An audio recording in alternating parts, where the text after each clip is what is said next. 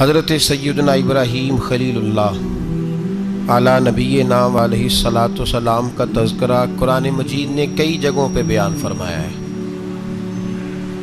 نبی پاک صلی اللہ تعالی علیہ وسلم نے ارشاد فرمایا ہے کہ میں ملت ابراہیم پہ ہوں۔ حضرت ابراہیم علیہ الصلاۃ والسلام کے سیرت کو، سوانح کو، ان کی زندگی کے واقعات کو قرآن مجید نے متعدد مقامات پہ بیان کیا ہے۔ انبیاء کرام علیہم السلام 1,24,000 کم و بیش ہوئے، لیکن دین اسلام میں نبی پاک علیہ السلام کی امت میں جو مقام حضرت ابراہیم کا ہے وہ بس انہی کا ہے۔ ان کی زندگی ایک بڑی خوبصورت، بڑی منفرد اور مسلمانوں کے لیے بڑی اسوہ نور دینے والی زندگی ہے۔ نبی پاک صلی اللہ علیہ وسلم نے فرمایا میں اپنے باپ حضرت ابراہیم کی دعا بن کے دنیا میں آیا ہوں۔ اور پھر محبوب پاک سید عالم صلی اللہ تعالی علیہ وسلم نے اپنی امت میں بھی جناب ابراہیم کے طریقے کو جاری رکھا۔ صحابہ نے قربانی کے بارے میں حضور سے پوچھا ما ہذہ الاضحیہ، یا رسول اللہ صلی اللہ علیہ وسلم یہ قربانی کیا ہے؟ تو فرمایا سنت ابیکم ابراہیم، یہ تمہارے باپ حضرت ابراہیم کا طریقہ ہے، یہ تمہارے باپ حضرت، حالانکہ قربانی نبی پاک صلی اللہ علیہ وسلم کا بھی طریقہ ہے، لیکن فرمایا تمہارے باپ حضرت ابراہیم، حضرت ابراہیم کے ذکر کو باقی رکھا۔ اللہم صلی علی محمد وعلی آل محمد کما صلیت علی ابراہیم وعلی آل ابراہیم، ان کے تذکرے کو باقی رکھا دین کے اندر۔ حضرت ابراہیم بڑی امتیازی شان والے نبی ہیں، بڑی امتیازی شان والے۔ رب کریم کا وہ دوست جس نے کوئی چیز بچا کے نہیں رکھی، ہر شے ہی اپنے رب کی بارگاہ میں پیش کر دی۔ چند چیزوں سے انسان کو بڑا پیار ہوتا ہے، گھر اسے بڑا پیارا ہوتا ہے۔ وہ بڑا خوبصورت ہوٹل، 5 سٹار ہوٹل میں رہا، وہ اسلام آباد گیا، کسی سفر پہ گیا تو بڑے اعلیٰ قسم کے اس کو کھانے ملے، بڑی چیزیں ملی، لیکن کبھی دائیں کروٹ کبھی بائیں کروٹ۔ تو ساتھ بیڈ پہ دوست تھا تو اس نے کہا صاحب سو جاؤ، تو اس نے کہا یار جو مزہ اپنے گھر میں سونے کا ہے وہ کسی اور جگہ تھوڑی ہے۔ گھر بڑا پیارا ہوتا ہے، انسان لگاؤ ہوتا ہے، جس بے تکلفی سے، سکون سے، آرام سے انسان اپنے گھر میں وقت بتاتا ہے، کہیں اور مشکل ہو جاتا ہے۔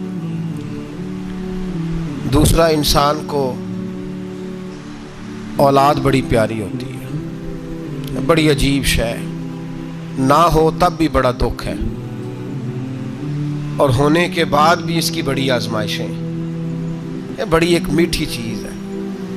اولاد ایک بڑا عجیب سا میوہ ہے، پتہ نہیں یہ کس انجیکشن کا نام ہے کہ چھاتی پر چڑھ جائے تو اللہ سکون عطا فرما دیتا ہے، پتہ نہیں کس ٹھنڈی دولت کا نام رب کریم نے اولاد رکھا ہے، بڑی پیاری ہوتی ہے اولاد۔ پھر تیسری چیز انسان کی اپنی جان ہے، اور یہ اتنی قیمتی شے ہے کہ اللہ کریم نے فرمایا کہ اگر تیری گردن پہ کوئی آدمی پستول رکھ کے، تلوار تیرے گلے پہ رکھ کے کہے نا کہ رب کا انکار کر دے ورنہ مار دوں گا، تو فرمایا وقتی طور پہ میری ذات کا انکار کر پر جان بچا جا۔ اگر تم مرنے کے قریب ہو گیا ہے اور حرام شے کھائے بغیر تو بچ نہیں سکتا، مر جائے گا، تو فرمایا چل تو اس طرح کر حرام کھا کے جان بچا، پر جان بچانا فرض ہے، ضروری ہے۔ وطن بڑا پیارا، اولاد بڑی پیاری، جان بڑی پیاری، پر حضرت ابراہیم سے رب کریم نے فرمایا چل ابراہیم کوئی چیز دے، تو کہا یا اللہ تینوں ہی تیرے نام پہ قربان کرتا ہوں، تیری ہوئی ساری، ہر شے تیری۔ حضرت ابراہیم نے دین کے لیے، آپ شہر بابل کے قریب پیدا ہوئے تھے، وہاں سے مصر آئے، مصر سے فلسطین آئے، اور فلسطین سے آ کر کے کعبہ آباد فرمایا۔ زندگی سفروں میں گزری، سفر ایک تکلیف والی چیز ہے، پر حضرت ابراہیم نے وطن چھوڑ دیا، گھر چھوڑ دیا۔ جان بڑی عزیز ہوتی ہے اصل میں نا، جب انسان جد و جہد کرتا ہے نا دین کے لیے تو اس کے رستے میں بڑی چیزیں آتی ہیں، کبھی اولاد، کبھی گھر، کبھی باہر، کبھی حکومتیں، کبھی سیاستیں، کبھی چدراہٹیں، اس کے راستے میں بڑا کچھ آتا ہے اور اسے ہر چیز کو فیس کرنا پڑتا ہے. گھر کے اندر بھی جنگ ہوتی ہے اور گھر کے باہر بھی لڑائی ہوتی ہے. یہ آسان ہے ہی نہیں. ہم تو خیر ہتھیار چھوڑ کے پھینکنے والے لوگ ہیں، ہم بھولے بھالے لوگ ہیں. ہم کہتے ہیں میں نے تو کہا تھا مہندی نہ کرو، پر بیٹے نہیں مانے، بولے جو ہوئے. اسی طرح حالانکہ اگر وہ بیٹا کہے نا کہ ابا جی لاؤ زندگی میں سارا کچھ میرے نام کرو، تو پھر ہم بولے نہیں ہوتے اور اس وقت ہم تیز ہوتے ہیں، کہتے ہیں یہ کیسے ہو سکتا ہے، ہاتھ کاٹ کے دے دوں. اس وقت نہیں. دین کے معاملے میں بولے ہوتے ہیں. بیٹا بد مذہب کے پاس جا رہا ہے تو اس وقت ہم بولے بھالے ہیں، کوئی عرض نہیں. لیکن اگر وہ اپنی پسند کی شادی کرے ہمیں کراس کر کے، پھر ساتھ ہی ہم تیز ہو جاتے ہیں. تو حضرت ابراہیم نے جب دین کے لیے نکلے تو جد و جہد کی، گھر کے اندر بھی گھر کے باہر بھی. آپ کے والد کا نام طارق ہے، وہ توحید پرست تھے، ایماندار تھے، پرہیزگار تھے. آپ کے چچا کا نام آزر ہے، وہ بت پرست تھے، بت بیچا کرتے تھے. حضرت سیدنا ابراہیم علیہ السلام جب میدان عمل میں نکلے تو حضرت ابراہیم علیہ السلام نے اپنے گھر سے جہاد شروع کیا. لڑنا پڑا. گھر کے اصولوں سے، چچا نے جو رواج بنائے ہوئے تھے اس رواج سے ٹکرائے. فرمایا میں اپنے گھر کے اندر یہ بت پرستی نہیں ہونے دیں گا. چچا کو ایک دفعہ نہیں، بار بار 100 دفعہ سمجھایا. آپ کا چچا بت بنا کے بیچا کرتا تھا. حضرت ابراہیم علیہ السلام تھوڑے بڑے ہوئے تو کہنے لگا کہ چلو میرے ساتھ، تم بھی بت بیچنے ہیں، ہمارا کاروبار ہے. حضرت ابراہیم ساتھ نکلے تو بت پکڑا ہے. گندے پانی کے اندر اس بت کو ڈبوتے ہیں، کہتے ہیں کسی نے خریدنا ہے تو خرید لو، نہ یہ نفع دے سکتا ہے نہ نقصان دے سکتا ہے. جو اپنا آپ نہیں بچا سکتا تمہیں کیا بچائے گا، خریدنا ہے تو خرید لو. چچا کہنے لگا تو کاروبار چمکا رہا ہے کہ تباہ کر رہا ہے. گھر میں بڑے معاملات خراب ہوئے، جھگڑے ہوئے، لیکن حضرت ابراہیم علیہ السلام ایک منٹ کے لیے بھی اپنے گھر کے اندر بھی کمپرومائز کرنے کو تیار. یہ تھوڑا مشکل میں نے پہلو چھیڑ دیا ہے، یہ تھوڑا مشکل پہلو چھیڑ دیا ہے. بڑا سمجھدار آدمی ہے پر بیوی سے پردہ نہیں کرا سکتا. سیانا ہے، پنچایت کا بندہ ہے، جو اس سے آپ کہیں گے وہ بات یہ سنائے گا، لیکن کہتا ہے نہیں جی میں نے کوشش کر لی ہے. کس قسم کی کوشش ہے صاحب، یہ کیسے ہو گیا؟ حضرت ابراہیم علیہ السلام نے گھر کے اندر سے فرمایا نہیں کرنے دوں گا. گھر کے اندر بھی ٹکرائے. فرمایا تم جو بھی ہو، پاش پاش کیا چچا کے اصولوں کو. اور باہر جب نکلے تو صرف علاقے کے چیئرمین سے نہیں ٹکرائے، ایم پی ایم این اے وزیر مشیر سے نہیں ٹکرائے. سپر پاور نمرود دنیا کا واحد حکمران تھا اس وقت، دوسرا کوئی حکمران ہی نہیں تھا. اکیلے حکمران سے جا کر ٹکرائے. کوئی ساتھ فوج نہیں تھی، کوئی ساتھ ان کے طاقت بظاہر دنیا داری کی کوئی نہیں تھی، پر حضرت ابراہیم جا کے ٹکرائے. اور میرے رسول پاک صلی اللہ علیہ وسلم نے سند بیان کی. فرمایا افضل الجہاد کلمۃ الحق عند سلطان الجابر. فرمایا سب سے افضل جہاد یہ ہے کہ تو ظالم بادشاہ کے سامنے کھڑے ہو کے حق بات بیان کر دے. یہ سب سے بڑا جہاد ہے. یہ سب سے افضل الجہاد کلمۃ الحق عند سلطان الجابر، سب سے بڑا جہاد. حضرت ابراہیم کھڑے ہو گئے، سپر پاور سے ٹکرائے. یہاں ہم لوگ حکمتوں کا شکار ہیں، دیکھیں گے، کریں گے، سوچیں گے. اور مولوی صاحب کو ویسے کہتے ہیں آپ پرہیز کریں سیاسی باتوں سے. بھئی اللہ کے ہر نبی نے جا کے وقت کے ظالم حکمران کو لتاڑا ہے، للکارا ہے. یہ تو مشن انبیاء ہے. حضرت سیدنا ابراہیم علیہ السلام نے جو اس کو جا کے کہا کہ تو جھوٹ بولتا ہے، تو جھوٹا ہے، تو خدائی کا دعویٰ کرتا ہے، تو بہت بڑا ظالم ہے. اور قرآن مجید نے اس ساری بات کو بیان فرمایا. حضرت ابراہیم علیہ السلام سے کہنے لگا میں رب ہوں. تو آپ نے فرمایا میرا رب تو وہ ہے جو زندہ کرتا اور مارتا ہے. تو پھر آپ حق بات بیان کریں گے تو اللہ مارے گا کہ بندہ مارے گا؟ کچھ بھی نہیں ہوتا، کیونکہ زندگی موت کس کے ہاتھ میں ہے؟ اللہ کے ہاتھ میں. زندگی موت اللہ، کچھ بھی نہیں ہوتا. انسان صحیح سمت کا تعین کرے اور صحیح چلے. حضرت علی شیر خدا سے کسی نے کہا تھا کہ آپ کے بڑی دشمنی ہے، کوئی محافظ رکھ لیں. آپ فرمانے لگے موت خود بہت بڑی محافظ ہے، وقت سے پہلے آتی ہی نہیں. بڑی محافظ ہے، وقت سے پہلے. علامہ نورانی رحمۃ اللہ تعالی علیہ کراچی جیسے شہر میں رہا کرتے تھے، جہاں گام گام پہ خطرہ تھا. لوگوں نے کہا حضرت اتنے بڑے لیڈر ہو, آپ کی جماعت کی 62 سیٹیں ہوئی قومی اسمبلی میں, ایک ایسا وقت بھی آیا تو کوئی ایک آدمی بندوق والا, آپ فرمانے لگے مجھے ضرورت ہی نہیں, اس لیے کہ جس خدا رسول کے لیے میں نکلا ہوں وہ خود ہی حفاظت کرنے والے ہیں, ضرورت نہیں ان چیزوں. تو بھائی حضرت ابراہیم ٹکرائے اور آپ کا انداز کیا ہے؟ جا کے کہا کہ تو نہیں, خدا وہ ہے جو زندہ کرتا. اور اس نے ایک بیوقوفوں جیسی دلیل دی.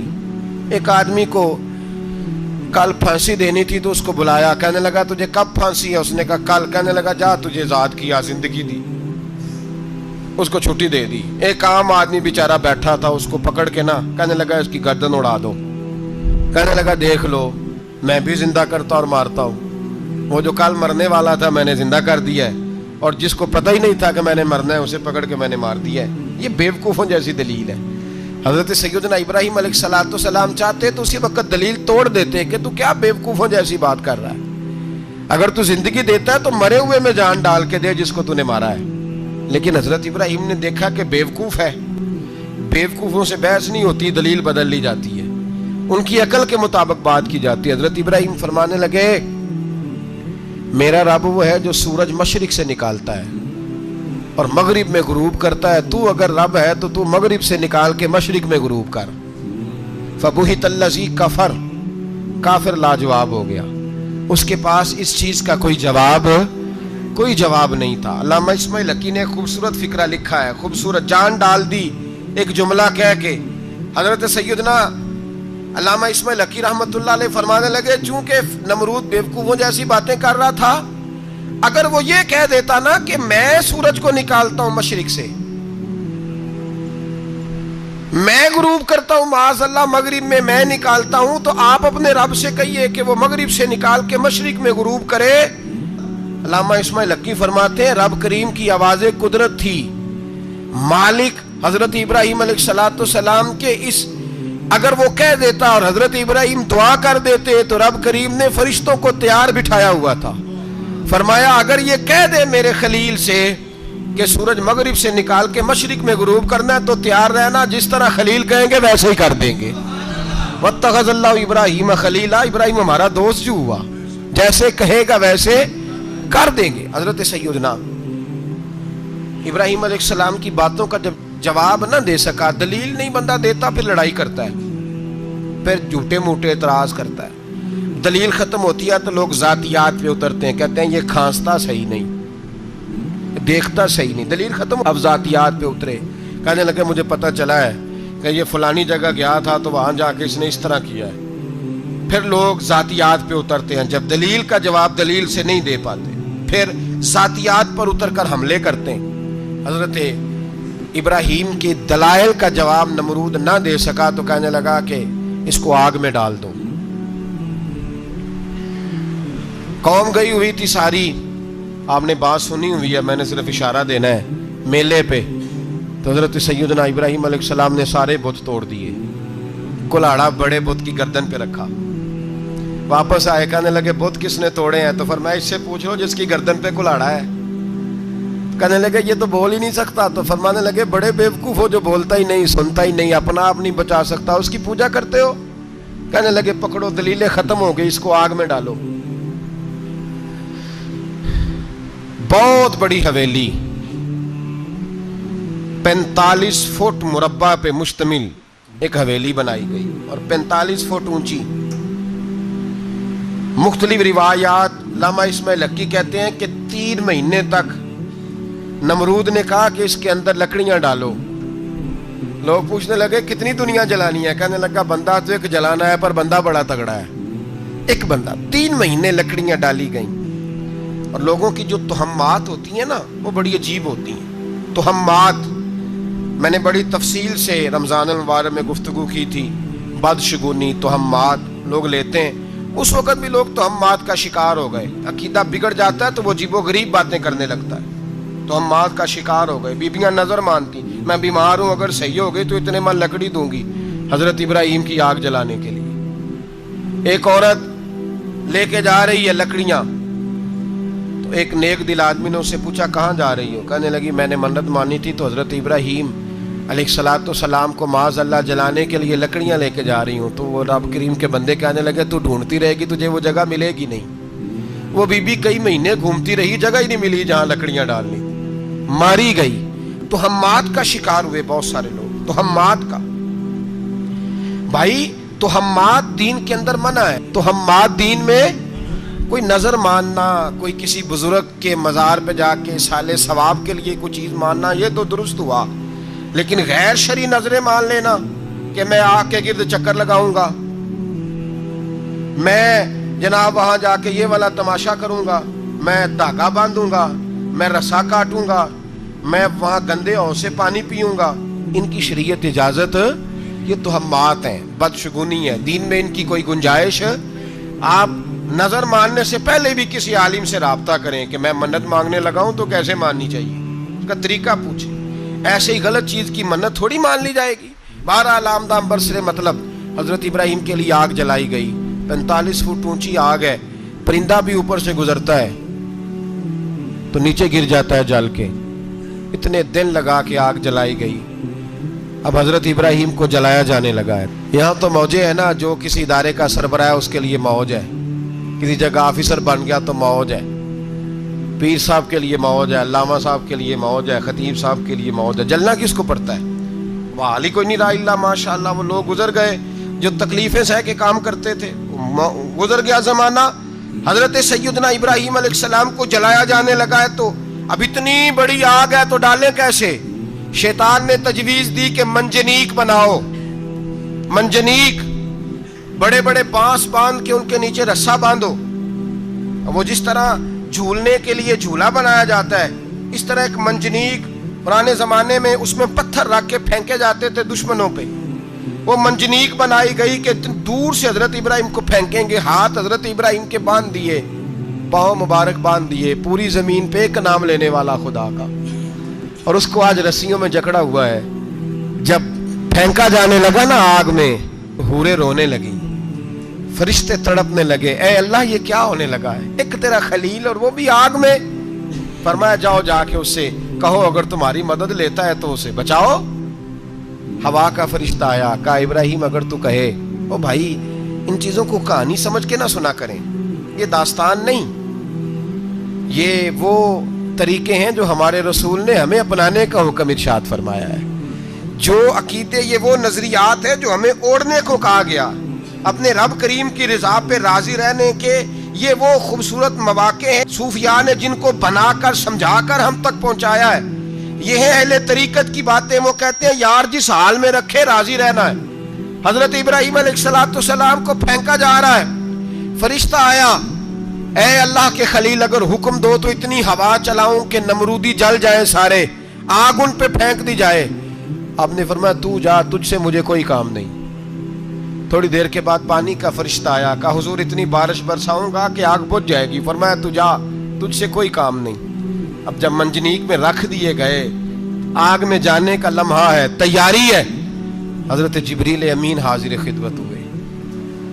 कहा इब्राहिम कोई हाजत? फरमाया तुझसे कोई नहीं। कहा चलो मुझसे नहीं तो रब करीम से ही बात कर लो, मुझे पता है मैं छोटा हूं, आप मुझसे मदद क्यों लोगे, रब करीम से ही बात कर ले। तो हजरत इब्राहिम कहने लगे जिब्रील ये बता, रब को नहीं पता उसका खलील किस हाल में है? उसे नहीं पता मैं किस हाल में हूं, मेरे हाथ बंधे हैं, पैर बंधे हैं आग में, उसे नहीं पता। बताया तो उसे जाता है जिससे खबर ना हो। तो अगर उसे पता है तो अगर वो जलाने पे राजी है तो मैं भी जलने को तैयार हूं, मैं तैयार हूं, मैं तैयार हूं। उसे कहो ठीक है। हजरत सैयदना इब्राहिम अलैहिस्सलाम को मंजनीक में डाल के जो फेंका आग में, या नारुकूनी बरदम व सलामन अला इब्राहिम, अल्लाह ने फरमाया ए आग मेरे इब्राहिम पे ठंडी भी हो जा और सलामती वाली भी हो जा। हजरत इब्राहिम को दो फरिश्तों ने बिठा दिया जमीन पे, फूल खिले हैं, कौंपलें महक रही हैं, कलियां खुशबू दे रही हैं। हजरत इब्राहिम ने सर सजदे में रख दिया, सुबहान अल्लाहि वल्हम्दुलिल्लाहि वला इलाहा इल्लल्लाह वल्लाहु अकबर। हजरत इब्राहिम अल्लाह की तस्बीह पढ़ने लगे, रब करीम का शुक्र बजा लाने लगे। निकले वहां से, कुछ दिन गुजर गए, निकले, हुक्म हो गया इब्राहिम इलाका छोड़ दो। हजरत इब्राहिम अलैहिस्सलाम वहां से निकल के मिस्र आए, चचा के पास ठहरे। انہوں نے اپنی بیٹی جناب سارہ کا نکاح کر دیا. کچھ آگے بڑھے تو ایک ظالم بادشاہ سے ٹکرائے. اس نے ایک شہزادی ایک بادشاہ کی بیٹی قید کی ہوئی تھی, جناب ہاجرہ نام تھا. ان کو قید سے چھڑا کے ساتھ لائے. حضرت لوط علیہ السلام بھی ساتھ. یہ 4 لوگوں کا قافلہ چلا. فلسطین میں جا کے پڑاؤ ڈالا, گھر بار چھوڑا, تبلیغ شروع ہوئی. حضرت ابراہیم کے گھر میں 2 خواتین ہیں, ایک آپ کی بیوی ہیں, ایک حضرت ہاجرہ ہے. اولاد کوئی نہیں. بڑا میوہ ہے میٹھا. گھر وہی آباد ہوتا ہے جس میں بچے روتے ہیں. گھر ہوتا ہی وہ ہے جس میں بچوں کی چنچناہٹ ہوتی ہے, بھن بھناہٹ ہوتی ہے. حضرت ابراہیم نے ایک بچہ روتے ہوئے دیکھا تو آنکھوں میں آنسو آئے. کہنے لگے ربی حب لی من الصالحین, یا اللہ مجھے بھی نیک اولاد عطا کر دے. حضرت سارہ نے سن لیا. کہنے لگی ابراہیم شاید میرے بطن سے تو آپ کو نصیب نہیں, ہاجرہ سے نکاح کر لو. جناب ہاجرہ سے نکاح ہوا. اللہ تو بڑا بے نیاز ہے. رب کریم نے حضرت اسماعیل جیسا خوبصورت بیٹا عطا فرمایا. بیٹا کالا سیاہ بھی ہو تو سینے کی ٹھنڈک ہوتا ہے, پر یہ تو وہ بیٹا ہے جس کی پیشانی میں نور محمدی چمکتا ہے صلی اللہ علیہ وسلم. حضرت سیدنا اسماعیل علیہ اتنے خوبصورت. اب جس بیوی کے ہاں بیٹا تھا, بیٹھنا اٹھنا بھی زیادہ اس کے پاس, آنا جانا بھی اس کے پاس, توجہ ادھر ہو گئی. جناب سارہ رشک کرنے لگی. ایک دن کہنے لگی اسے چھوڑا جنگل میں, وادی غیر ذی زرع, مکے کے پاس. بھائی ایک بیٹا عالم دین بنا لو. کہنے لگا روٹی کہاں سے کھائے گا؟ تیرے 5 بیٹے ہیں, کو حافظ قرآن بنا, کہتے روٹی کہاں سے کھائے گا؟ وہ بچہ بھی کہتا ہے میں کہاں سے کھاؤں گا. حضرت ابراہیم علیہ السلام تو چند مہینے کا بچہ چھوڑ آئے, تو کہاں سے روٹی کھائی حضرت اسماعیل نے؟ کہاں سے کھائی ان کی اماں نے روٹی؟ بھوکے مر جاتے ہیں یہ سارے. میں بڑی ذمہ داری سے کہا کرتا ہوں کہ جتنی خوبصورت روٹی اللہ کریم دین کے خادموں کو عطا کرتا ہے شاید کسی اور کے نصیب ہوتی ہو, لیکن ہم لوگ توجہ ہی نہیں کر رہے. ہمارا ذوق ہی نہیں بن رہا. ہم یہ محنت ہی نہیں کر رہے کہ قوم کو مستند علماء کی ضرورت ہے. علاقوں کے علاقے خالی ہیں, ادھر ہمارا مزاج ہی نہیں بن رہا, توجہ ہی نہیں دین کی خاطر. اور پھر چلے بچے تو بعد کی بات ہے نا, جو ابھی خود جوان ہے وہ بھی تو یہ دعا. ایک صاحب مجھے کہنے لگے میں دعا مانگ رہا ہوں اللہ مجھے بیٹا دے تو میں اسے دین پہ لگاؤں گا. تو میں نے کہا آپ بھی بوڑھے نہیں ہوئے, آپ خود ہی لگ جائیں. بیٹا تو ابھی آئے گا تو لگے گا نا. تو آپ تو اس وقت ہے تو آپ تو پہلے لگے نا صاحب. 2 گھنٹے تو نکال کے آئے, دین سیکھنے کو کافی ہے. آپ اتنی لمبی سوچ رہے ہیں کہ بچہ آئے گا تو بڑا ہوگا تو وہ جائے گا تو دیکھی جائے گی. ابھی تو آپ ہیں تو آپ تو آؤ. حضرت ابراہیم نے بچہ وہاں چھوڑا. یہاں سے جو عمرہ کرنے لوگ جاتے ہیں نا, جو حج کرنے جاتے ہیں, ان کو پتا ہے کہ وہاں دنیا کی ہر نعمت ملتی ہے, پھر بھی ڈبل ٹرپل پیسے لوگ جیبوں میں ڈال کے جاتے ہیں. حضرت ابراہیم جب وہاں لے کے گئے تو کوئی انسان نہیں تھا, پانی کا قطرہ نہیں تھا. 2 کلو کھجوریں, ایک مشکیزہ. بیوی کو تھمایا. ہمارے گھر میں ہزاروں چیزیں پڑی ہیں, لیکن وہ جو توکل ہے نا وہ ختم ہو گیا ہے. اللہ دے گا, حلال حلال پہ قناعت کرے, جائز جائز پہ بھروسہ کرے, رب کریم عطا کرنے والا ہے. وہ مزاج ختم ہو گیا. حضرت سیدنا ابراہیم علیہ السلام 2 کلو کھجوریں, ایک مشکیزہ پانی کا دے کر کے, اور وہاں بٹھایا آپ نے اپنے بچے کو اور اپنی زوجہ جناب ہاجرہ کو, اور بٹھا کر کے یہ واپس پلٹنے لگے. تو حضرت ہاجرہ سلام اللہ علیہ نے آواز دی, کہا ابراہیم کس کے سہارے پہ چھوڑ کے جا رہے ہیں؟ جہاں آب زمزم کا کنواں ہے نا, جو لوگ گئے ہیں جنہوں نے صفا مروہ کی صحیح کی ہے, صفا مروہ سے باہر نکلے نا, سرکار کی ولادت کا مقام ہے, اس جگہ پہ آب زمزم کا کنواں تھا. وہاں حضرت سیدنا ہاجرہ کو بٹھایا. کوئی چیز نہیں, کوئی درخت نہیں, کوئی کھیت نہیں, کوئی پانی نہیں, کوئی کنواں نہیں. وہاں بٹھایا اور بٹھا کر کے نکلنے لگے تو جناب ہاجرہ فرمانے لگی ابراہیم کس کے سہارے پہ چھوڑ کے جا رہے ہو؟ کہنے لگے اللہ کے سہارے پہ. تو پاک باز بی بی نے ایک لفظ پوچھا, کہا ابراہیم یہ میرے رب کا حکم ہے, یہ میرے بس جن کا عقیدہ توحید مضبوط ہو ان کے لیے ایک جملہ کافی ہوتا ہے, یہ میرے اللہ کا حکم ہے. تو جناب ابراہیم علیہ السلام فرمانے لگے ہاجرہ ہاں رب کا حکم ہے. جب یہ لفظ کہے تو چاہیے تھا نا حضرت ابراہیم تسلی دیتے, تو بی بی صاحبہ تسلی دینے لگی. عرض کرنے لگی ابراہیم اگر اللہ کا حکم ہے تو پھر آپ ہماری فکر نہ کرنا. اگر یہ رب کا حکم ہے تو پھر ہماری فکر نہ کرنا.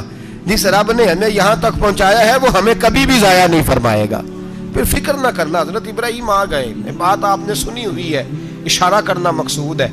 13 سال میں چلے مان بھی لیا جائے بعض روایات کی روشنی میں کہ آتے جاتے بھی رہے, لیکن مکمل دیکھ بھال اپنے بچے کی پرورش میں پورا حضرت ابراہیم علیہ السلام کا کردار, سارا کردار ماں کا تھا. میں جب خواتین کے بارے میں کوئی بات کرتا ہوں تو میں آپ کو اکثر کہتا ہوں کہ یہ صرف بیوی کے لیے حکم نہیں ہوتا, یہ ٹریننگ بیٹی کو دینی ہے اور بہن کو دینی ہے. یہ تربیت کریں اپنے گھر میں. میں تجربے کی روشنی میں یہ بات عرض کیا کرتا ہوں کہ بھائی بچے باپ کے فرما بردار اس وقت ہوتے ہیں جب اماں انہیں باپ کا فرما بردار کرتی ہے, اور بچے باپ کے نافرمان بھی تب ہوتے ہیں جب اماں انہیں باپ کا. میں نے اپنے کانوں سے سنا ایک دفعہ ایک بچہ اپنے باپ سے کہہ رہا ہے آپ نے تو ساری زندگی باہر گزار دی, پیسے کمانا کون سا مشکل کام ہے, دکھ سکھ تو سارے اماں نے برداشت کیے, سکولوں میں وہ جاتی تھی, فلانا کام وہ کرتی تھی, فلانا کام. اب یہ سوچ اس کی ذاتی تو نہیں, یہ اس کو دی گئی ہے. اور اگر اس کو یہ سوچ دے دی جائے کہ اماں کہے کہ میں تو اپنوں میں رہی ساری زندگی, میں نے تو اپنوں میں وقت گزارا, اور تیرا باپ تو کئی دفعہ جنازے بھی نہیں پڑھ سکا, نے تو ماں باپ ایسے دفن کر دیے, وہ اگر یہ سوچ فراہم کرے تو پھر بچہ باپ کا فرما بردار ہوتا ہے. اور یہ والی روایتیں ہم بیوی کو سناتے ہیں, حالانکہ کس کو سنانی چاہیے بولیے؟ بہن اور بیٹی کو. بہن اور بیٹی کو سنائیں یہ باتیں, ان کو سمجھائیں تاکہ آگے جا کے وہ جو گھر ترتیب دیں وہ گھر بڑا عمدہ اور نکھرا ہوا ہو. حضرت سیدنا ابراہیم 13 سال کے بعد آئے, چونکہ گھر میں اللہ تبارک و تعالیٰ کی دوستی کا چرچا تھا, اللہ تبارک و تعالیٰ کی محبوبیت کا غلبہ تھا. 13 سال کے بعد فلما بالغ معہ سعیا, بیٹا جب اتنا بڑا ہوا کہ سال چلنے لگا تو حضرت ابراہیم نے اپنے بیٹے کو بلا کے کہا بیٹا مجھے خواب آئی ہے, میں تجھے ذبح کر رہا ہوں, تیری کیا رضا ہے؟ تو حضرت اسماعیل کہنے لگے یا ابت افعل ما تؤمر, ابا جی اللہ جیسے حکم دیتا ہے میرے ساتھ ویسے ہی کریں, جیسے اللہ حکم دیتا ہے ویسے ہی بولیے ویسے ہی کریں. حضرت حاجرہ کو کہا کہ ایک دوست نے دعوت کی ہے تو وہاں جا رہے ہیں, بی بی مطمئن ہے, تفصیلات کی ضرورت نہیں, ختم بات, اعتبار ہے, مطمئن ہو گئی. شیطان پیچھے سے آیا اماں کے پاس, ذرا تھوڑی دیر کے لیے تصور جمائیے, یہاں تو پڑوسن آ کے کوئی بات بتا دیتی ہے خاوند کے بارے میں تو کئی مہینے جھگڑا جاری رہتا ہے, پڑوسن محلے دار. شیطان نے آ کے بتایا لفظ کیا ہے, کہا حاجرہ تمہیں پتا ہے کہاں جا رہے ہیں؟ کہا دوست کی دعوت میں. تو کہنے لگے دوست کون ہے؟ رب کریم, اور ابراہیم کا خیال ہے کہ اس رب نے مجھے حکم دیا ہے کہ میں ذبح کروں. تو حضرت حاجرہ کہنے لگی کبھی باپ بھی بیٹا ذبح کرتے ہیں؟ شیطان کہنے لگا ان کا خیال ہے کہ ان کے رب نے حکم دیا ہے. تو جناب حاجرہ فرمانے لگی اگر رب نے حکم دیا تو پھر تو مجھے شیطان لگتا ہے, تو مجھے شیطان لگتا ہے. کہا کیا مطلب؟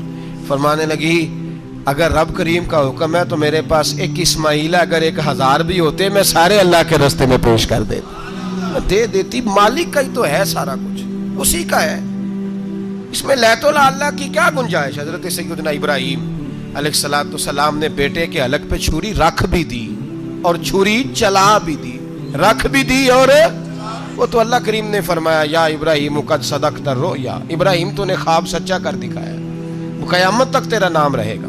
حضرت ابراہیم نے وطن بھی دیا, جان بھی دی, بیٹا بھی, اللہ کریم نے دمبے دیے, فرمایا یہ فدیہ ہے. اب یہ قربانی قیامت تک حضرت ابراہیم کے طریقے کے مطابق جاری ہے. حضرت ابراہیم بہت بڑے مہمان نواز تھے, بہت بڑے. آپ جب مصر میں قیام تھا تو بڑے بڑے لمبے چوڑے لنگر پکتے تھے, لوگ آیا جایا کرتے تھے, بڑا تفصیل کے ساتھ کھانا ہوتا تھا. مہمان نوازی آپ کی خاص صفت مبارکہ ہے. ہمارے ہاں بھی مہمان نوازی ہوتی ہے امیروں کی, بلکہ اب تو مہمان نوازی اس طرح کی ہے کہ کل تیری میرے پاس دعوت ہے اور پرسوں میری تیرے پاس ہے. وہی امیروں میں وہ چکر رہتا ہے, پارٹیاں دوست ایک دوسرے کو ڈالتے ہیں, تیری طرف پارٹی تیری طرف, اور اسی انداز میں اب یہ عید آئے گی نا ٹکا پارٹیاں ہوں گی جگہ جگہ. اور لوگ سوال پوچھنے لگے ابھی سے, کہتے ہیں قربانی کا کتنا گوشت گھر رکھنا جائز ہے, قربانی کا کتنا گوشت گھر رکھنا جائز ہے؟ سارا ہی جی. ہاں, اس لیے فریزر لے لے, فریج سے نہیں کام چلے گا. سارا ہی جہاز رکھنا سارا ہی جائز ہے، رکھ لیں۔ اور خدا کے بندے، قربانی وہ بندہ دیتا ہے جو سارا سال ہی گوشت کھاتا ہے، صحیح کہہ رہا ہوں؟ قربانی صاحب نصاب صاحب استطاعت بندہ دیتا ہے نا، تو وہ سارا سال ہی گوشت، تو سارا گھر میں رکھنا بھی جائز ہے، لیکن سارا دے دینا بھی۔ تو جو آ رہی ہے اس پہ کیوں توجہ کرتے ہو؟ جو دوسرا جائز ہے اس پہ کیوں نہیں عمل کرتے؟ سارا تقسیم کر دیں، بات ختم ہوئی۔ یقین کریں، محرم میں جا کے دوست ٹیلی فون کر کے سوال پوچھتے ہیں، کہتے ہیں صاحب سنا ہے قربانی کا گوشت محرم میں کھانا جائز نہیں۔ میں کہ نہیں، ربیع الاول چ بھی جائز جی، رجب رمضان تک کھاؤ، کوئی بندہ نہیں منع کرتا، اس لیے کہ کسی کو دینا تو پسند ہی نہیں، یا پھر اس میں سے جو خاص خاص چیزیں ہیں وہ اپنی فریج میں، اور باقی جو ہے وہ دوسروں کے لیے۔ یہ کیا طریقہ ہے ہمارا؟ اور اسی پہ عمل ہے۔ اللہ تبارک و تعالی ہمیں سمجھنے کی توفیق عطا فرمائے۔ حضرت ابراہیم بہت بڑے مہمان نواز تھے، صرف قربانی نہیں دیتے تھے، سارا سال بہت سارا لنگر، بہت سارا کھانا پینا، بہت ساری چیزیں جاری رہتی تھی۔ اور جتنے غریب لوگ تھے فلسطین کے، ان کو پتا تھا کہ حضرت ابراہیم علیہ السلام کا لنگر جاری ہے۔ فلسطین میں جب آپ کا قیام تھا، ایک دفعہ ڈھیروں مہمان آ گئے اور کھانے کو کوئی چیز نہیں۔ حضرت سارہ اور جناب ہاجرہ دونوں اس وقت موجود تھیں۔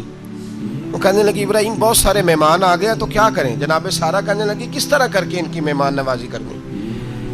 اور حالات یہ ہیں کہ قحط پڑا ہوا ہے فلسطین میں، مصر میں، دور دراز علاقوں میں۔ تو حضرت ابراہیم کہنے لگے یہ اللہ کے مہمان ہیں اور ہمیں رب کریم کا بندہ سمجھ کے آ گئے، اللہ ہی بندوبست کرے گا۔ فرمانے لگے میرا مصر میں ایک دوست ہے، وہ قحط کے دنوں میں غلہ جمع کر لیتا ہے، میں اس کی طرف پیغام بھیجتا ہوں، مجھے امید ہے وہاں سے غلہ ملے گا۔ 2-3-5 اونٹ والے غلام بلائے اور ان کو کہا کہ جاؤ غلہ لے آؤ مصر کے دوست سے۔ وہ لوگ کہتے ہیں ہم غلہ لینے گئے، وہاں جب پہنچے تو حضرت ابراہیم خلیل اللہ علیہ السلام کا پیغام دیا تو آپ کا وہ دوست کہنے لگا غلہ تو بے شمار تھا، مجھے خبر نہیں تھی کہ حضرت ابراہیم کا پیغام آئے گا، تو میں تو سارا تقسیم کر چکا ہوں، لوگ لے گئے، اب تو کوئی شے نہیں۔ اب وہ خالی آ گئے 5 کے 5 اونٹ۔ جب خالی آئے تو حضرت ابراہیم کی حویلی کی دیواریں چھوٹی چھوٹی تھیں، ان غلاموں میں سے، خادموں میں سے، آپ کے ان چاہنے والوں میں سے ایک کہنے لگا یار وہ غریب تو انتظار کر رہے ہوں گے کہ غلہ لینے گئے ہیں، ہمیں روٹی ملے گی۔ چھوٹی چھوٹی دیواریں ہیں، وہ جب دیکھیں گے نا خالی آ گئے تو انہیں تکلیف ہوگی، اس طرح کرو بوریوں میں ریت بھر لیتے ہیں، ریت بھر کے لے جاتے ہیں، بعد میں اندر رکھ کے انہیں سمجھا بہلا لیں گے یا حضرت ابراہیم کو بتائیں گے، وہ خود ہی ان لوگوں کی دلجوئی فرمائیں گے۔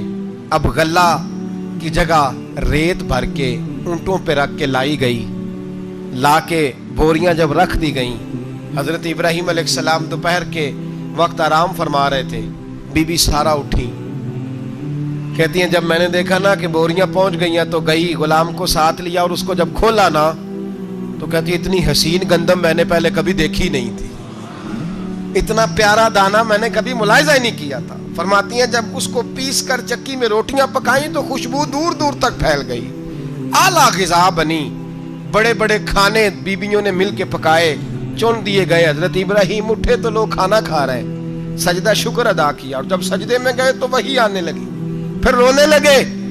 جب پلٹ کر باہر تشریف لائے تو جناب سارہ کہنے لگی ابراہیم تمہارا مصری یار بڑا اچھا ہے، اس نے اتنی اعلیٰ گندم بھیجی ہے کہ اتنی تو میں نے پیاری گندم کبھی دیکھی نہیں۔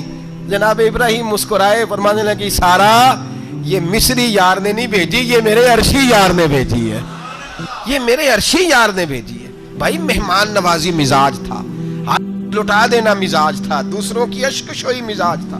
حضرت ابراہیم علیہ السلام کا طریقہ ہے قربانی، حضور نے ان کا طریقہ بیان کیا۔ اگر سال کے بعد قربانی دینا ان کا طریقہ ہے تو سارا سال غریبوں کو روٹی دینا بھی حضرت ابراہیم کا طریقہ ہے، سارا سال غریب کی نوکری کرنا یہ بھی حضرت ابراہیم کا طریقہ ہے، بھوکے کو کھانا کھلانا یہ بھی۔ میرے مصطفیٰ کریم سید عالم صلی اللہ علیہ وسلم سے صحابہ نے پوچھا حضور بہترین مسلمان کون ہے؟ بہترین مسلمان، تو حضور نے فرمایا جو سلام لینے میں پہل کرے اور غریب کو روٹی کھلانے میں سب سے اچھا ہو، وہ بہترین مسلمان ہے، زبردست مسلمان۔ ہمارے ہاں دعوتیں ہوتی ہیں تو امیروں کی، افطاریاں ہیں تو امیروں کی، اور میرے مصطفیٰ کریم علیہ السلام نے فرمایا بدترین دعوت ہے جس میں امیر بلائے جائیں غریب نہ بلائے جائیں، وہ بدترین دعوت۔ حضرت ابراہیم کا طریقہ رہا ساری زندگی مہمان نوازی. اور دوسرا ان کا مزاج تھا, اللہ سے پیار ہو گیا تھا نا. جب رب کریم سے محبت ہوتی ہے نا, اور محبت کا احساس ہوتا ہے دل میں, پھر سجدے لمبے ہوتے ہیں. عام آدمی تو نماز بھی نہیں پڑھ سکتا, جسے خدا سے محبت ہوتی ہے وہ تہجد بھی نہیں چھوڑ سکتا. وہ یہ محبت کی بات ہے نا, جس کو پیار ہوتا ہے اس کی تہجد بھی ہے, اس کی اشراق بھی ہے, چاشت بھی ہے, اس کے عمرے بھی ہیں, اس کے حج بھی ہیں, اس کے بار بار کعبۃ اللہ کے دیدار بھی ہیں. یہ محبت الہی ہے, جوش مارتی. ان لوگ سجدہ کرتے ہیں تو اٹھتے ہی نہیں. اللہ کے بندوں سے پیار کرتے ہیں, اللہ کی. حضرت ابراہیم کو رب کریم سے اتنی محبت تھی, اتنا پیار تھا کہ وہ آپ کی زندگی کے ہر پہلو سے چھلکتا تھا. ایک وقت ایسا آیا کہ اللہ تعالیٰ نے حضرت ابراہیم کو بہت زیادہ مال عطا فرمایا. اتنے اونٹ گنے نہیں جاتے, گائیں اتنی زیادہ کہ شمار نہیں ہوتی, بکرے بکریاں اتنی زیادہ کہ شمار, بہت زیادہ مال اللہ نے عطا فرمایا. اور ابھی کچھ عرصہ پہلے آپ پیچھے جائیں نا, تو جو لفظ مال تھا وہ روپے پہ تو بولا ہی نہیں جاتا تھا, وہ جانوروں پہ بولا جاتا تھا. بہت زیادہ مال اللہ نے دیا, بکریاں, گائیں, اونٹ, بیل, بڑا کچھ.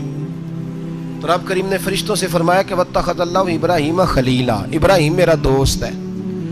تو فرشتے کہنے لگے یا اللہ جسے اتنا کچھ دیا جائے اس نے دوست تو بننا ہی ہوتا ہے, تو نوازا ہی پڑا ہے, اتنا مال, اتنے کھیت کھلیان, اتنا کچھ. اللہ کریم نے فرمایا جاؤ آزمائش کر لو, امتحان لے لو. فرشتہ امتحان لینے پہنچ گیا. حضرت ابراہیم کے جانور چر رہے ہیں چراگاہ میں, حضرت ابراہیم بھی ہیں, غلام بھی ہیں, بہت بڑا ریوڑ ہے. آپ تشریف فرمائیں. ایک فرشتہ آیا تو کھیت میں چھپ کے بیٹھ گیا اور بلند آواز سے کہنے لگا سبحان اللہ والحمد للہ ولا الہ الا اللہ واللہ. یہ تسبیح بڑی پسند ہے, محبوب نے ان کی فضیلت بیان کی. اب وہ حضرت سیدنا ابراہیم علیہ السلام کھڑے تھے تو وہ کھیت میں بیٹھ کے تسبیح پڑھنے لگا سبحان اللہ والحمد للہ ولا الہ الا اللہ. حضرت ابراہیم کہنے لگے یہ میرے رب کا نام کون لے رہا ہے, بڑی اس کی میٹھی آواز ہے, بڑی کون ہے. ڈھونڈنے لگے, گھومتے گھومتے اس کے پاس چلے گئے, فرشتہ انسانی شکل میں. تو میرے رب کا ذکر کر رہا تھا؟ اس نے کہا میں ہی کر رہا تھا. فرمانے لگے یار ایک دفعہ پھر نہیں کرتا. تو کہنے لگا ابراہیم پہلے تو میں اپنی مرضی سے کر رہا تھا, تو کہتا ہے تو پیسے لگیں گے, پیسے ہیں تو کر دیتا ہوں. حضرت ابراہیم کہنے لگے بول تو کیا لے گا, میرے اللہ کا ذکر سنانے کا کیا لے گا. کہنے لگا جتنی بکریاں آپ چرا رہے ہیں ساری دے دے تو میں اللہ کا ذکر سنا دیتا ہوں. اور آپ نے فرمایا بس جا تیری ساری ہوئی, میرے رب کا ذکر سنا. اور پھر شروع ہو گیا سبحان اللہ الحمد للہ ولا الہ الا اللہ واللہ اکبر. حضرت ابراہیم علیہ السلام کیف میں, یار پھر ذرا سنا, نہ علماں وچ پھسا سانو, تو یار دی گل سنا سانو, ذرا دوبارہ سنا. پھر سنایا, ایک دفعہ پھر کہا. فرشتہ کہنے لگا بس جی آپ کے پیسے پورے ہو گئے. حضرت ابراہیم کہنے لگے چل ایک دفعہ اور سنا. کہنے لگا پیسے لگیں گے, تو کیا لے گا. کہنے لگا گائیں بھینسیں ساری میری. فرمایا بس یار اتنی قیمت, تو سنا صحیح, سارا کچھ ہی تیرا. پھر شروع ہو گیا سبحان اللہ والحمد للہ ولا الہ الا اللہ واللہ اکبر. گائیں دے دیں, بھینسیں دے دیں, وہ ذکر سناتا ہے. حضرت ابراہیم کبھی مچلتے ہیں, کبھی روتے ہیں, کبھی آہیں پڑھتے ہیں. تو میرے رب کا نام لے رہا ہے, ذرا پھر سے لے. کیف جاری ہے. کہنے لگا بس بھائی. حضرت ابراہیم فرمانے لگے تو اور لے لے جو لینا ہے, مجھے ذکر سنا. اس نے کہا ابراہیم بکریاں میں لے چکا, گائے بھینسیں میں لے چکا, اونٹ رہ گئے, سارے لے لوں گا پھر ذکر سناؤں گا. فرمایا جا تیرا ہوا تو ذکر سناتا رہ, میں دیتا ہوں. دے دیا, کچھ دیر ذکر کیا تو اب خاموش ہو گیا. حضرت ابراہیم خلیل اللہ علیہ السلام فرمانے لگے ذکر سنا. کہنے لگا ابراہیم اب تیرے پاس دینے کو کیا ہے, ہر چیز تو میں لے چکا. آپ فرمانے لگے یہ گائے بھینسیں بکریاں چرانے کے لیے تجھے کوئی نوکر ملازم بھی تو چاہیے نا. تو اس طرح کر, مجھے رکھ لے, میں روٹی نہیں مانگوں گا, کھانا نہیں مانگوں گا, تو اللہ کا ذکر سناتا رہنا, میں تیرے جانوروں کی نوکری کرتا رہوں گا. حضرت ابراہیم علیہ السلام نے جب یہ کہا نا, فرشتے کی آنکھوں میں آنسو آ گئے. تر دامنی پہ شیخ ہماری نہ جائیے, ہم دامن نچوڑ دیں تو فرشتے وضو کریں. فرشتہ رو پڑا اور کہنے لگا ابراہیم مجھے سینے سے لگاؤ, آپ واقعی اس قابل ہیں کہ اللہ آپ کو اپنا دوست بنائے, واقعی اس قابل ہے کہ رب آپ کو اپنا. حضرت ابراہیم علیہ السلام کا خدا سے محبت کرنے کا نرالا انداز. اور میرے بھائی یہی محبت انہیں میرے مصطفیٰ سے بھی تھی۔ ایک نبی گھر بنا رہا ہے، دوسرا بنوا رہا ہے۔ حضرت اسماعیل علیہ السلام پتھر اٹھا اٹھا کے لا رہے ہیں، جناب ابراہیم بنا رہے ہیں۔ جب خانہ کعبہ بن گیا تو کہنے لگے ربنا وابعث فیہم رسولا، اے اللہ اب اسے بسانے کے لیے اپنا آخری رسول بھی عطا فرما۔ نبی پاک فرماتے ہیں میں دعا ہوں حضرت ابراہیم کی۔ یہ قربانی حضرت ابراہیم کا طریقہ ہے۔ حضور نے اگرچہ نبی پاک کی اپنی سنت تھی، یہ بھی کہہ سکتے تھے سنتی و سنت ابیکم ابراہیم، میری سنت ہے اور تمہارے باپ ابراہیم کی سنت ہے، یہ نہیں فرمایا۔ جب صحابہ نے کہا قربانی کیا ہے، فرمایا سنت ابیکم ابراہیم، یہ تمہارے باپ ابراہیم کی سنت ہے۔ ہر صاحب نصاب پر قربانی واجب ہے۔ جو زکوٰۃ کا نصاب رکھتا ہو اس پر قربانی واجب ہے، یعنی ضروریات سے زیادہ اتنے پیسے جتنے پیسوں سے زکوٰۃ فرض ہوتی ہے، اتنے پیسے جس آدمی کے پاس قربانی سے پہلے پہلے آ جائیں اس آدمی پر قربانی کرنا واجب ہے۔ بکرا، چھترا، دمبا 1 سال کا یا دمبا 6 مہینے کا ہو پر اتنا بڑا محسوس ہوتا ہو کہ لگے کہ 1 سال کا ہے، اس کی قربانی ہو سکتی ہے۔ جانور میں کوئی عیب نہیں ہونا چاہیے، اتنا کمزور نہ ہو کہ ذبح جہاں اسے کرنا ہے وہاں وہ چل کے جا نہ سکے، اتنا کمزور جانور نہ ہو، اس کے اندر بظاہر کوئی اتنا بڑا نقص نہ پایا جاتا ہو، کانا نہ ہو، لنگڑا نہ ہو، کوئی اس کی ہاتھ نہ کٹے ہوئے ہوں، ایسا نقص جو واضح ہو۔ بکرا 1 سال کا، گائیں اور بھینس یہ 2 سال کی، اونٹ 5 سال کا۔ اب اس میں یہ ہے کہ ہمارے بہت سارے دوست چونکہ ہم دیہاتی لوگ ہیں تو پوچھتے ہیں کہ دوندا نہیں ہے تو چوگا نہیں ہے، تو یہ ہماری پنجابی کی اصطلاحات ہیں، پنجابی کی۔ شریعت اسلامیہ نے سال بتائے ہیں، یہ تو ہم نے اپنی آسانی کے لیے یا دیہاتوں میں جو ماحول تھا اس طرح کا جانور لیں، خوبصورت جانور لیں۔ جو نصاب ہے وہ بھی میں نے آپ کو بتایا، لیکن ایک اور پہلو بھی ہے۔ نبی پاک صلی اللہ علیہ وسلم پہ زکوٰۃ کبھی فرض نہیں ہوئی، کبھی حضور پہ زکوٰۃ فرض نہیں ہوئی۔ نبی پاک صلی اللہ علیہ وسلم کے پاس اتنا سرمایہ کبھی اکٹھا ہوا ہی نہیں کہ زکوٰۃ فرض ہو، لیکن نبی پاک کے صحابہ فرماتے ہیں کہ مدینے کے 10 سالوں میں اللہ کے رسول نے ہر سال قربانی فرمائی ہے، ہر سال قربانی دی۔ اور جس سال حضور حج کرنے گئے اس سال اللہ کے نبی نے 63 اونٹ ذبح فرمائے، اور حضور صلی اللہ علیہ وسلم جب اونٹ ذبح کرنے لگتے نا تو صحابہ کہتے ہیں اونٹ خود دوڑ کے حضور کے سامنے آ کے لیٹ جاتا، اور نبی پاک اسے ذبح کرتے اور فرماتے ہیں ایک دوسرے کو دھکے دیتے اونٹ کے، پہلے میں نے جانا ہے ذبح ہونے کے لیے، پہلے میں نے، انہیں پتا تھا کہ جو مصطفیٰ کے ہاتھوں ذبح ہوگا وہ تو دائمی زندگی پا جائے گا، یہاں بھی وہاں بھی زندہ۔ 63 اونٹ ذبح کیے۔